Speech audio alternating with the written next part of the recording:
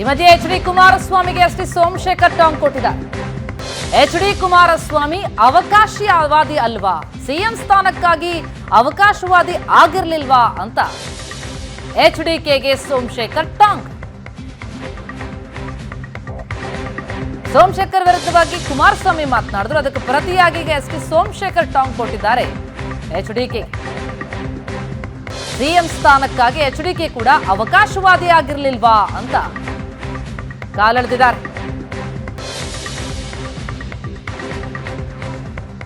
ಹೌದು, ಇವ್ರಿಲ್ವಾ? ಇವರೇನು ಸಾಚನಾ? ಇವ್ರ ಅವಕಾಶವಾದಿ ಇಲ್ವಾ? 37 ಜನ ಕಾಂಗ್ರೆಸ್ JDS ಇದ್ದಾಗ 77 ಜನ ಕಾಂಗ್ರೆಸ್ನವ್ರು ಇರ್ಲಿಲ್ವಾ? ಇವ್ರು ಮುಖ್ಯಮಂತ್ರಿ ಮಾಡಲಿಲ್ವಾ? ಯಾಕೆ ಮಾಡಿದ್ರು? ಇವ್ರು ಅವಕಾಶವಾದಿ ಅಲ್ವಾ? ನನಗೆ ಮ್ಯಾಂಡೇಟ್ ಇಲ್ಲಪ್ಪ, ನನ್ನ ಸರ್ಕಾರ ಹೋಗುದಿಲ್ಲ ಅಂತ ಹೇಳ್ಬೇಕಾಯ್ತು. ಇವ್ರು ಮುಖ್ಯಮಂತ್ರಿ ಆಗೋ ಗಂಟ ಒಂದು, ಮುಖ್ಯಮಂತ್ರಿ ಆದ್ಮೇಲೆ ಒಂದ. ನನ್ನ ಕ್ಷೇತ್ರ 100% ಡೆವಲಪ್ಮೆಂಟ್ ಆಗಿದೆ.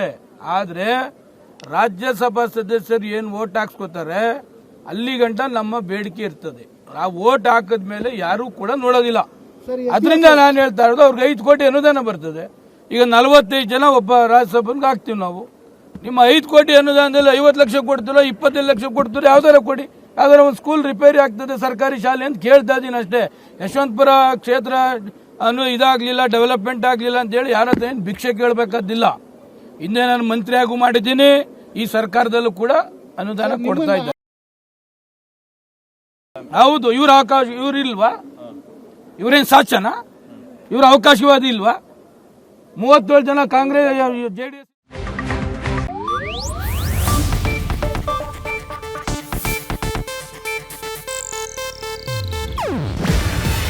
ಇದು ಏಷ್ಯಾನೆಟ್ ನ್ಯೂಸ್ ನೆಟ್ವರ್ಕ್ ಪ್ರಸ್ತುತಿ.